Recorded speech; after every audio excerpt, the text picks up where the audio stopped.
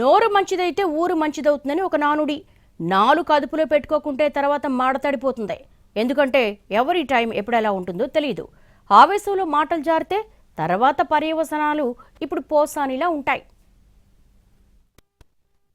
పార్టీలన్న తరువాత మౌత్ పీస్లు చాలా మంది ఉంటారు. కొందరు నిర్మాణాత్మకంగా సంస్కారవంతంగా విమర్శిస్తారు, మరికొందరు ఎటు పడితే అటు నరికేస్తారు. పోసాని రెండో రకం. వైసీపీ హయాంలో ఆయన నోరు కంట్రోల్ తప్పింది అనేది వాస్తవం. ఆ మాటలే ఇప్పుడు వెంటాడుతున్నాయి. అప్పటి ఆవేశమే ఇప్పటి అనర్థాలకు కారణమవుతోంది. అడ్డగోలుగా మాట్లాడారు, అడ్డంగా బుక్కయ్యారు, ఫటాఫట్ మాట్లాడారు, కటకటాల పాలయ్యారు. ముఖ్యంగా బూతులు. చంద్రబాబు, పవన్ కళ్యాణ్, లోకేష్ ఇలా వరుసగా టార్గెట్ చేసి టెంపర్ తెప్పించారు. 4-5 మాటల తర్వాత బీప్స్ వేసుకోవాల్సిన దుస్థితిని కల్పించారు. బేసిక్గా పోసాని సినీ రచయిత, దర్శకుడు. ఆయనకో ఇన్బిల్ట్ ఫ్లో ఉంది. అది సినిమాలు, టీవీ షోల వరకు ఉంటే బాగుండేది. ఆ మాటలకు ఎప్పుడైతే రాజకీయం కలిసిందో అప్పుడు వేరే కలర్ వచ్చింది. మీడియా హైలైట్ చేసింది, పేపర్లు ప్రముఖంగా ప్రచురించాయి, పాపులారిటీ పెరిగిందే. విమర్శలతో తరచూ వార్తల్లో నిలిచారు.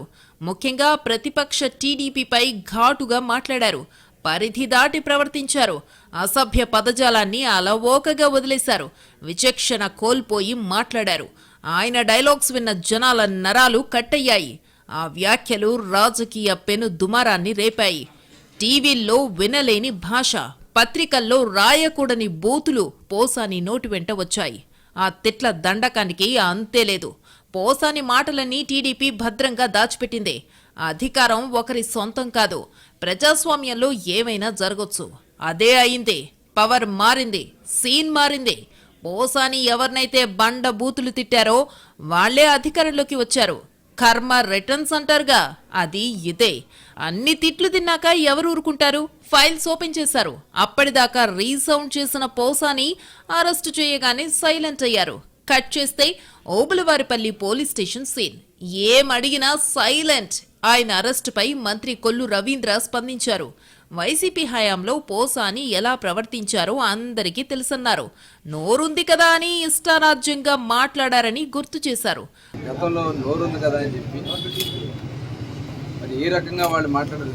చంద్రబాబు నాయుడు గారి గురించి, చంద్రబాబు నాయుడు గారి కుటుంబం గురించి, పవన్ కళ్యాణ్ గారి గురించి, పవన్ కళ్యాణ్ గారి బిడ్డల గురించి, ఇంతకంటే దుర్మార్గం ఇంకోటి. అలాగే లోకేష్ గారి గురించి ఇంతకంటే ఇంత దారుణంగా మాట్లాడినటువంటి సందర్భాన్ని చాలా ఇది జరగాలి. ఇంకొక ఆడబిడ్డ వైపు కానీ ఇంకొక కుటుంబం వైపు కానీ చూడాలని భయపడే విధంగా ఉండాల్సినటువంటి అవసరం ఉందని ఖచ్చితంగా మేము చెప్తాం. పవన్ కళ్యాణ్ పై పోసాని చేసిన వ్యాఖ్యలు విని ఎన్నో నిద్రలేని రాత్రులను గడిపానన్నారు ఫిర్యాదు చేసిన జోగిమణి. పోసానిలా తాము కూడా మాట్లాడొచ్చు, కానీ సంస్కారం అడ్డు వచ్చేసరికి వెనక్కి తగ్గామని చెప్పారు.